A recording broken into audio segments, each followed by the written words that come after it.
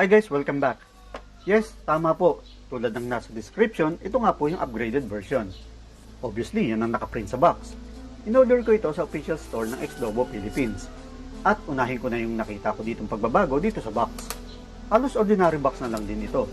Medyo manipis, pero presentable pa rin naman tingnan. At pasalamat na rin ako kay seller na makapal ng pagkakabalot dito. May nabago nga ba sa unit? Or sa box lang? Tara, samahan niyo ako.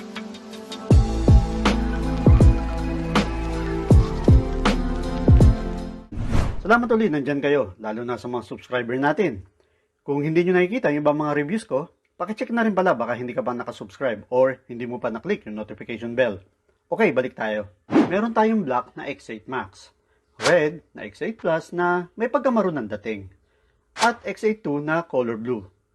Yan ay para magka-idea kayo sa colors ng Xdobo speakers.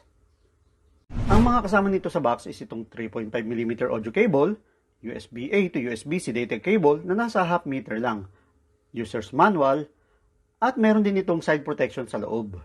Hindi na natin pag-uusapan pa yung design, physical appearance, at yung materials na ginamit dito. Halos wala naman kasi sila pinagkaiba nung naunang X8 at itong X8 II.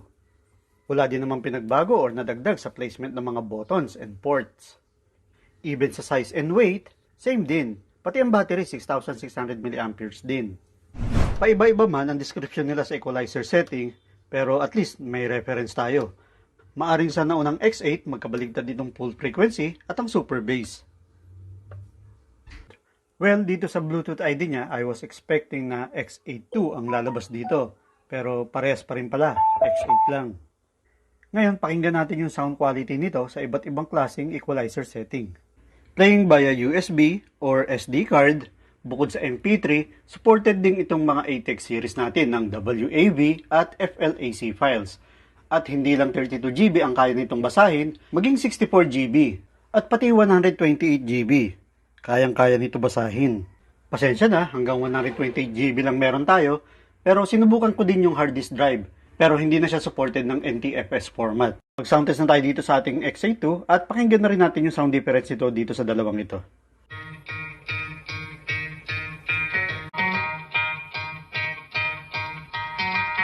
Try to play it, but you're never gonna be at the other way, what I'm doing ain't easy. Bloody hands stained from the people who deceive me. Muddy hands break through the chains, go free me. Looking for change, looking for pain. Pulling a mob, pushing a train. I'll never stop, stick to a lane. Pick up the pieces and go rearrange. I'll be the best above all the rest, put me to the test and expect nothing less, your check is on chest, what's happening next? Yeah. He got the venom, a tangible weapon, no coming in second. This life is a lesson, he got a new engine from pain, it's a blessing. New focus, no guessing, just hold an obsession. All in his possession, you got their attention. I'll leave an impression and take a redemption. Just kill no discretion, your mind is a weapon. 11-11 is never progression.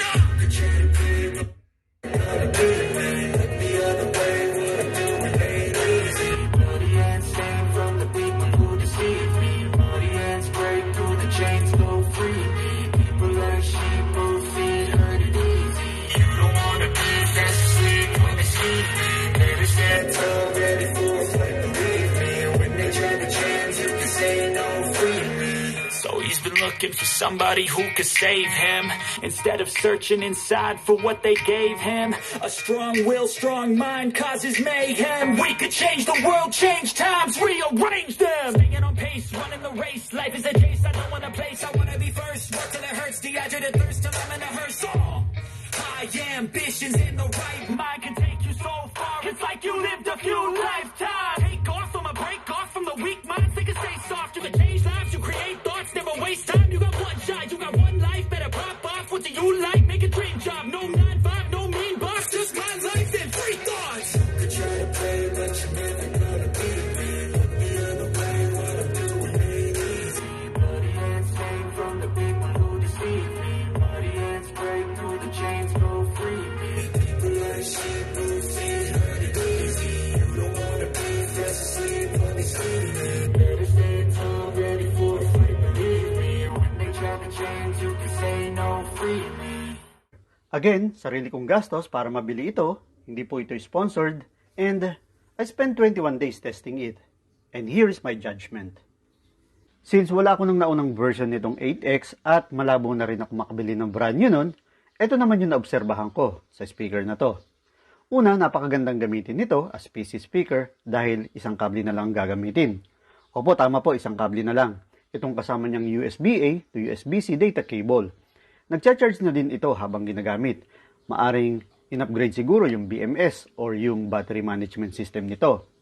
Since USB audio supported naman ito, we're hoping na okay lang nakababad ang pag-charge. Sa kinaukulan, please let us know. Tulad ng slogan ng Xdobo, ito yung legit na deep bass. Baka ma-experience nyo rin yung ganitong garalgal.